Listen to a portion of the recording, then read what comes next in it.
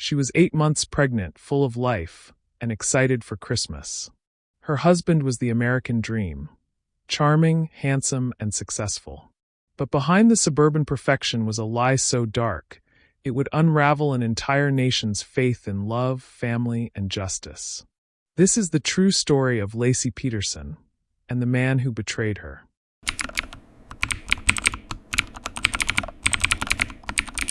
December 24th, 2002, Modesto, California.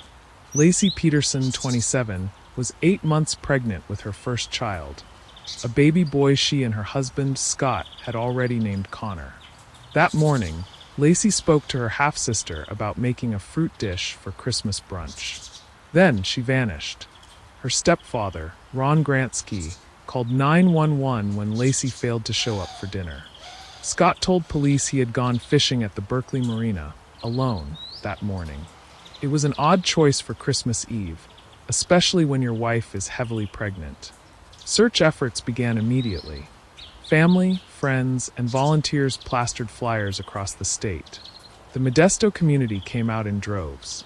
The media picked up the case, and soon it was national news. Scott Peterson appeared on television asking for his wife's safe return. He seemed calm, too calm. His behavior grew more bizarre. He avoided eye contact, laughed nervously in interviews, and often seemed more concerned with his image than Laci's fate. Friends and family initially supported him. But behind the scenes, police were growing suspicious. Then came the bombshell. A woman named Amber Frey contacted the Modesto police on December 30th, 2002. She had been dating Scott Peterson for weeks, unaware that he was married, let alone expecting a child. Even worse, Scott had told her that his wife was dead. Not missing, dead. Amber agreed to work with investigators and recorded her phone calls with Scott. His lies unraveled fast. On one call, he said he was in Paris watching New Year's fireworks, but in reality, he was at Laci's candlelight vigil. The media erupted. The grieving husband was now a confirmed adulterer and a liar. Still, police didn't have enough to arrest him. Not yet, for months passed. Then, on April 13, 2003, the decomposed body of a male fetus washed ashore near the Berkeley Marina, where Scott had gone fishing. A day later, a woman's torso was found just a mile away. The remains were so degraded, they were nearly unrecognizable. But DNA confirmed what everyone feared. It was Laci and baby Connor. The nation was horrified. People wept.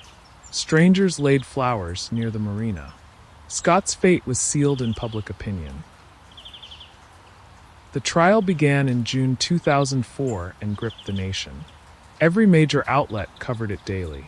The prosecution painted Scott as a narcissist who wanted freedom from marriage and fatherhood.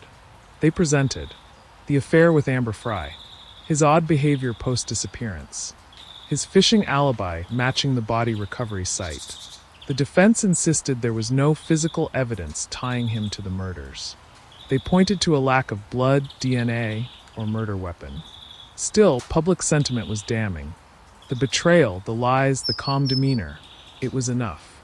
On November 12, 2004, Scott Peterson was found guilty of first-degree murder for Laci and second-degree murder for Connor.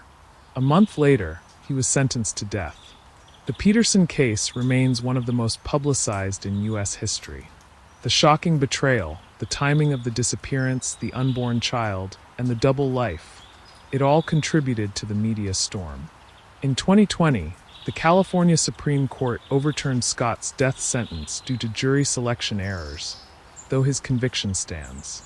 He remains incarcerated at Mule Creek State Prison, maintaining his innocence. Amber Frey went on to write a book. Laci's family continues to advocate for victims' rights. A memorial bench sits in her honor at East La Loma Park in Modesto. Laci Peterson's story is a haunting reminder that evil can hide behind a smile, even the smile of someone we trust the most. Her death and Connor's sparked debates around family violence, media sensationalism, and justice. But in the end, this story isn't about Scott. It's about Laci, a vibrant, kind-hearted woman who should be here today, holding her son.